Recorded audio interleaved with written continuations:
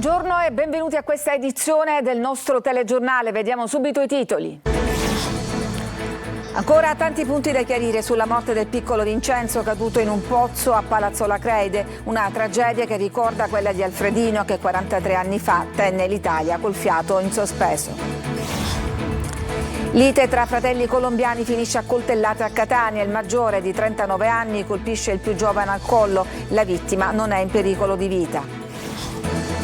2 indagati per l'operaio morto sul lavoro a Canicattì, Sicilia, in zona gialla per incidenti sul lavoro. L'estate entra nel vivo, bollino arancione domani a Catania, Palermo e Messina. Tanti già al mare per un bagno rinfrescante. In 40.000 per ultimo allo stadio di Messina, poesie e emozioni nelle 3 ore di concerto del giovane fenomeno della musica italiana.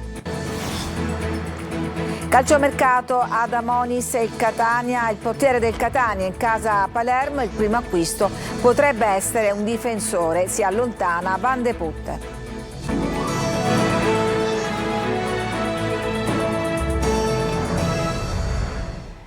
E sono ancora diversi punti da chiarire sulla morte di Vincenzo, il bimbo di 10 anni caduto in un pozzo a Palazzola Creide. La procura vuole anche verificare la tempistica dei soccorsi, chi era il responsabile della sorveglianza dei bambini in gita e se il pozzo fosse stato messo in sicurezza. Emanuela Corsi. Proseguono le indagini della Procura di Siracusa per chiarire la dinamica della tragedia di Palazzola Creide, dove il piccolo Vincenzo ha perso la vita cadendo in un pozzo artesiano. I carabinieri che hanno eseguito un sopralluogo nella zona dell'incidente con la procuratrice Gambino e il sostituto Viscardi hanno già sentito i piccoli testimoni che partecipavano alla visita nella fattoria didattica, che avrebbero però fornito versioni diverse sull'accaduto. Secondo alcuni il bambino sarebbe salito sulla copertura del pozzo e saltandoci sopra avrebbe sfondato la botola precipitando giù. Altri avrebbero riportato un diverso racconto dei fatti. Le prime risposte potrebbe darle l'autopsia che sarà eseguita la prossima settimana. Con l'esame medico-legale ci sono anche i primi indagati per omicidio colposo. 6 educatori che accompagnavano i bambini nella visita e Giuseppe Giardina, proprietario della struttura. Si tratta di un atto dovuto che consente alle persone potenzialmente coinvolte nella morte del bambino di nominare i propri consulenti per assistere ad un atto tecnicamente irripetibile. Al vaglio della procura c'è anche la posizione della volontaria che si è subito calata nel pozzo per soccorrere la vittima di appena 10 anni. Nelle prossime ore saranno sentite altre persone per chiarire chi era responsabile della sorveglianza dei bambini e se il pozzo fosse stato messo in sicurezza. Resta da valutare anche il racconto di Salvatore La Rosa, un uomo che abita vicino all'area della tragedia, secondo il quale ci sarebbero stati dei ritardi da parte dei soccorritori. La procura vuole fare luce sulle tempistiche, anche se il Dipartimento dei Vigili del Fuoco, tramite una nota, ha puntualizzato che il personale è arrivato sul luogo dopo soli 10 minuti dalla chiamata e non dopo ore. Intanto tutto il paese si è stretto attorno alla famiglia. Centinaia di persone hanno preso parte alla veglia di preghiera per Vincenzo nella Basilica di San Paolo. La mamma del bambino affida ancora a Facebook il suo dolore e scrive: "Siamo morti con te dentro quel pozzo". Una tragedia che ci riporta alla mente quella del piccolo Alfredino che tenne tutta l'Italia col fiato sospeso tanti anni fa. Abbiamo sentito il responsabile del centro Rampi che continua a chiedere una legge sulla sicurezza dei pozzi. Francesco Aloi. Nel nostro paese, proprio grazie al sacrificio di Alfredino, è cresciuta molto la cultura della prevenzione, dell'attenzione e della protezione civile. Vincenzo come Alfredino, Palazzola Creide come Vermicino, 2 brutte storie con lo stesso finale. 43 anni dopo la tragedia che tenne col fiato sospeso l'Italia intera, però c'è ancora tanto da fare. C'è ancora largamente diffusa un'incuria, una mancanza di attenzione. E sempre nel siracusano, 43 anni fa, morirono 2 fratellini, Antonino e Salvatore, 9 e 7 anni, annegarono in un pozzo profondo 20 metri. Drammi da non dimenticare, per far sì che non si ripetano più. Come? Mettendo al primo posto la prevenzione. Realizzare una copertura dei pozzi, una legge chiara che realizzi questo, ma accanto a questa anche una prevenzione che è la formazione. Eh sì, formazione è un'altra parola chiave, perché è fondamentale anche insegnare ai bambini come comportarsi, mettendoli a conoscenza dei possibili rischi. Questo è quello che noi realizziamo quotidianamente, silenziosamente. A Palazzolo Vincenzo si stava divertendo, era ad un campo estivo, una giornata di gioco che gli ha strappato il futuro. I bambini possono e devono esplorare, conoscere un territorio nel quale arrivano per la prima volta ed essere ovviamente vigilati da adulti competenti e attenti. E siamo alla cronaca, ferisce a coltellate il fratello colpendolo più volte al collo. La lite tra due colombiani, rispettivamente di 39 e 29 anni, iniziata a casa e finita davanti ad un fast food di Catania in piazza Santa Maria di Gesù. È stato proprio il titolare del locale a trovare la vittima sanguinante e a chiamare il 112. L'uomo, con un'emorragia in corso, è stato trasportato al pronto soccorso dell'ospedale Garibaldi Centro in ambulanza, sebbene in stato di shock è riuscito a fare agli investigatori il nome del fratello, che è stato rintracciato e arrestato poche ore dopo mentre rientrava a casa nella zona del Fortino con una mano fasciata per coprire una ferita da taglio. Gli investigatori nell'appartamento hanno trovato anche tracce di sangue e 2 coltelli ancora sporchi di sangue. La vittima non è in pericolo di vita. Tenta di prendere a calci la compagna nel tentativo di provocarle un aborto. Una donna di 34 anni di Randazzo, in provincia di Catania, ha denunciato il comportamento violento del compagno di 25 anni, avvenuto almeno 2 volte mentre era al 2° e al 6° mese di gravidanza. La donna ha chiamato il 112 chiedendo aiuto e nonostante la comunicazione fosse stata più volte interrotta dal compagno, i carabinieri sono riusciti a localizzare l'abitazione. Per l'uomo dedito al consumo di alcol e droga e alla ludopatia è scattato il divieto di avvicinamento e del braccialetto elettronico. Ci sono 2 indagati per la morte del giovane operaio in un cantiere a Canicattì, l'ennesimo incidente sul lavoro che va ad alimentare le statistiche. Davide Sardo. Almeno 2 persone sarebbero state iscritte nel registro degli indagati per la morte del 21enne Angelo Giardina, schiacciato da un carrello elevatore che stava manovrando in un cantiere a Canicattì. La procura di Agrigento ha aperto un'inchiesta per omicidio colposo. Le indagini sono state affidate ai carabinieri, all'opera soprattutto per riscontrare il rispetto delle norme in materia di sicurezza e prevenzione degli infortuni sul lavoro, il corretto utilizzo dei dispositivi di protezione. L'intera area è stata sottoposta a sequestro. Giardina lavorava da una settimana per un'azienda che produce e commercializza manufatti in calcestruzzo in via Vittorio Emanuele nella periferia nord di Canicattì. Al vaglio degli inquirenti anche i video delle telecamere di sorveglianza che avrebbero registrato l'incidente mortale. Il sindaco Vincenzo Corbo ha proclamato il lutto cittadino nel giorno dei funerali. La Sicilia, con 9 vittime nei primi 3 mesi del 2024, vede diminuire l'incidenza dei casi passando dalla zona arancione ad una meno grave, la gialla. L'indagine è stata elaborata dall'Osservatorio Sicurezza sul Lavoro e Ambiente. Nel dettaglio, Agrigento, Palermo e Trapani si trovano in zona rossa, mentre Catania e Messina sono in zona gialla e in zona bianca le province di Caltanissetta, Enna, Ragusa e Siracusa, tutte con un'incidenza di mortalità pari a 0. Folle fuga sulle strade catanesi. È stato preso un latitante di un clan che doveva scontare oltre 10 anni in carcere. Eva Spampinato.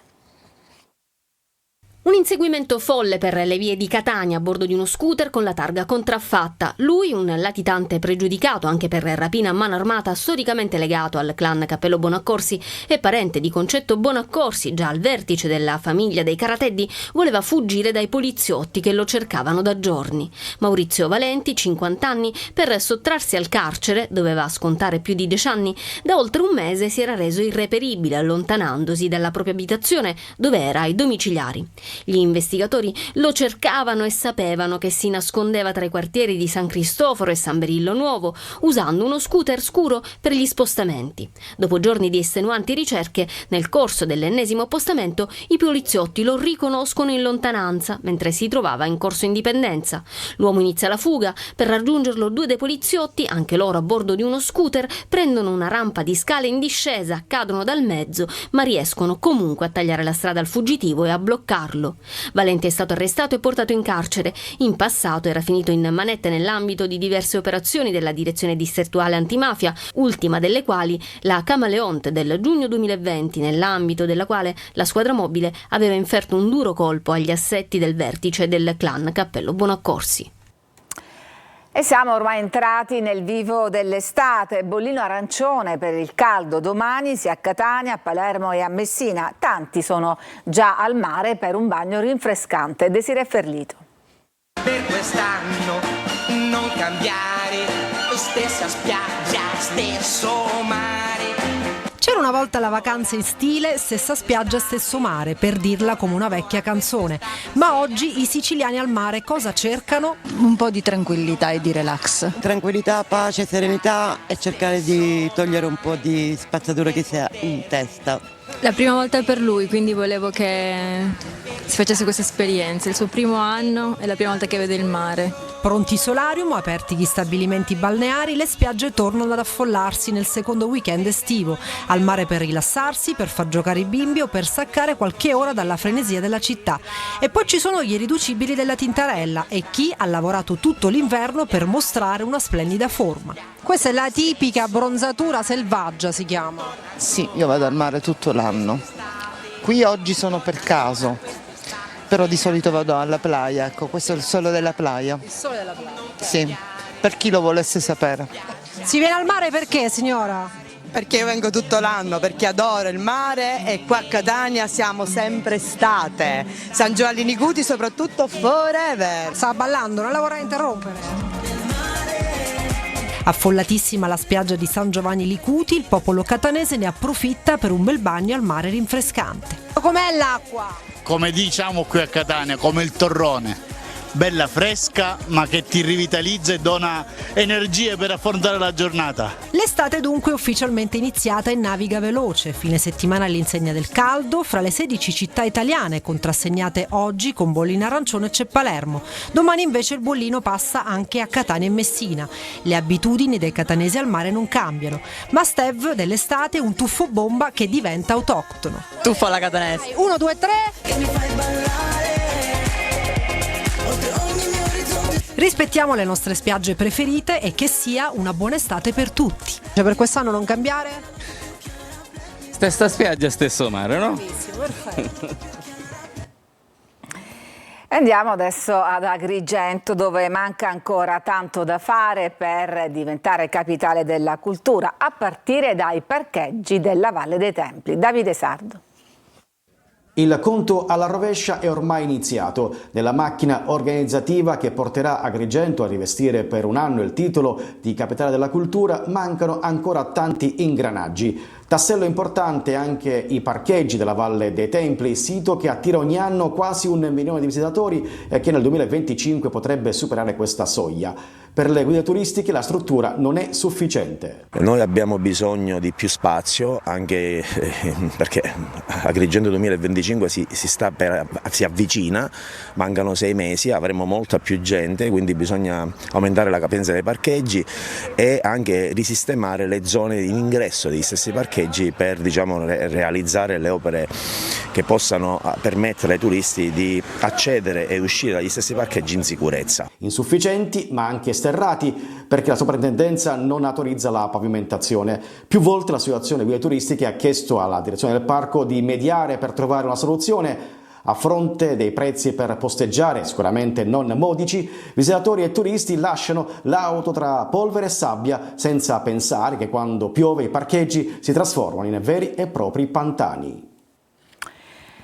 Ci fermiamo, c'è una pausa per la pubblicità, torniamo subito dopo.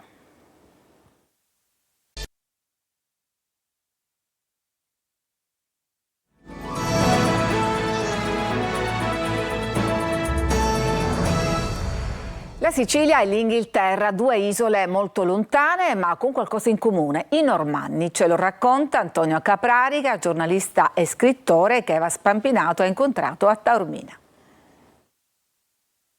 Oh, ma guardi, i punti di contatto tra Sicilia e Inghilterra, come sa, sono innumerevoli, a cominciare dagli stessi padroni medievali, i normanni, no?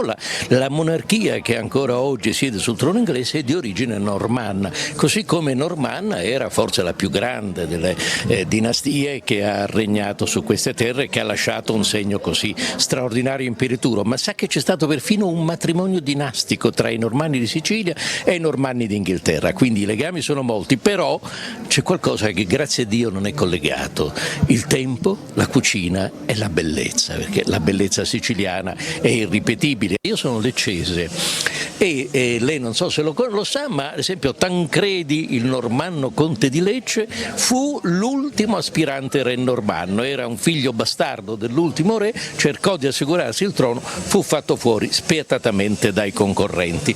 Quindi sento veramente la Sicilia orientale un po' come casa mia e ci torno sempre con una grandissima gioia. Ha detto Tancredi, ovviamente viene in mente il Gattopardo, la massima del Gattopardo era cambia tutto per non cambiare nulla, ma secondo lei in Sicilia oltre che in Italia continua vale ancora questa massima? Guardi, no, onestamente penso che anche noi italiani siamo cambiati molto. Non posso dire che siamo proprio uno di quei paesi centometristi del cambiamento, ma siamo quelli sulla mezza distanza, diciamo, ecco, i 10 chilometri. Piano piano ci arriviamo. Ieri sera allo stadio di Messina, sold out con 40.000 persone, per ultimo il fenomeno musicale degli ultimi anni. Francesco Triolo.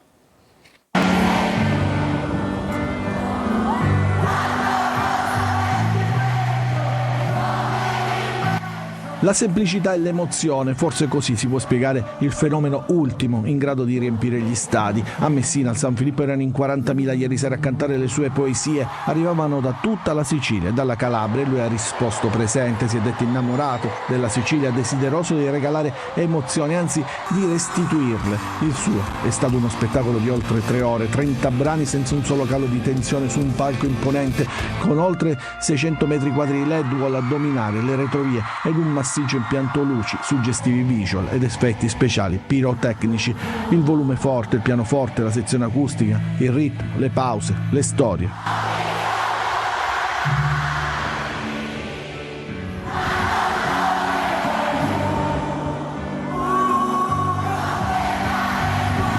Una empatia che ha costruito con il pubblico, un legame nato sin dal 2018 che attraversa le generazioni, madri e figli, padri insieme a cantare, in un viaggio che ha come gioia quella di cantare davanti ad un pubblico che ormai considera la sua gente. Sento che qualcosa cambia, se vivi e non sorridi più, sento che perdo la calma. Autonomia differenziata, una riforma di cui si parla tanto ma che in pochi conoscono nello specifico. Sarà questo il tema dell'ultima puntata della stagione del Punto, l'approfondimento di Telecolor, curato e condotto da Luca Ciliberti, che andrà in onda oggi alle 14.30 su Telecolor e in replica alle 21.30 su Antenna Sicilia. Con lui in studio i deputati nazionali Carolina Varchi, Anthony Barbagallo e Giuseppe Castiglione, e poi il deputato regionale del Movimento 5 Stelle Sunseri e i giornalisti Michela Giuffridi e Antonio Condorelli. Approfondimenti curati da Simona Mazzone, e non mancherà la satira di Totò Calì. Ci fermiamo ancora, c'è una pausa e poi la pagina sportiva col calciomercato.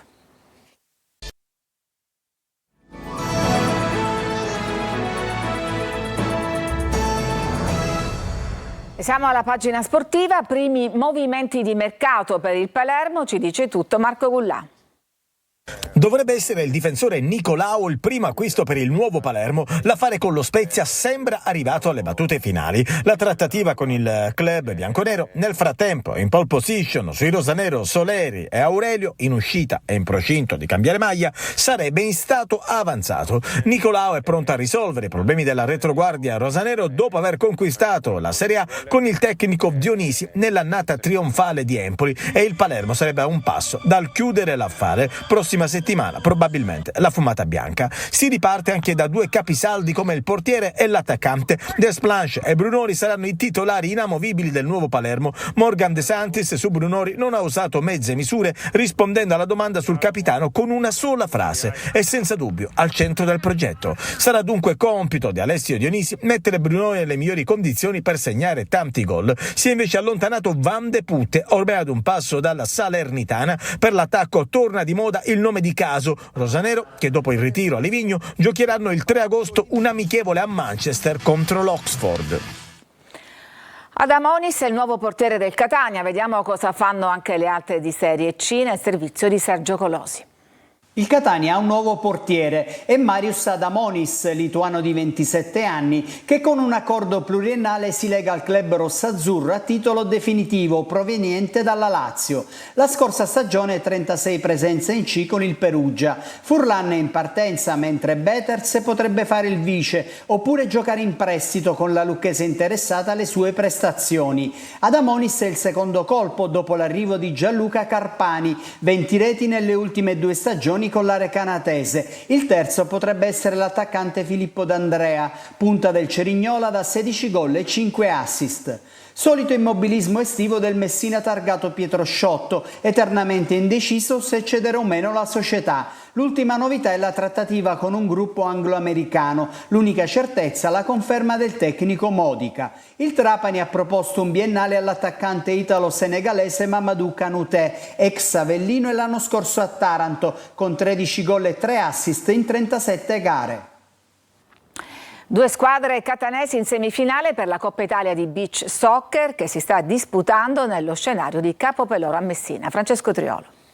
È il giorno delle semifinali all'Arena Beach Stadium di Capopeloro a Messina, dove si disputa la fase conclusiva della Coppa Italia di Serie A del Beach Soccer. Protagoniste le squadre etnee, entrambe ieri hanno vinto le proprie gare dei quarti. Il Catania Beach Soccer ha vinto 4-1 contro la San Benedettese, con Caiche che si sta rivelando il crack della Coppa con 4 reti in 2 gare, mentre si è sbloccato l'azzurro Josep Junior.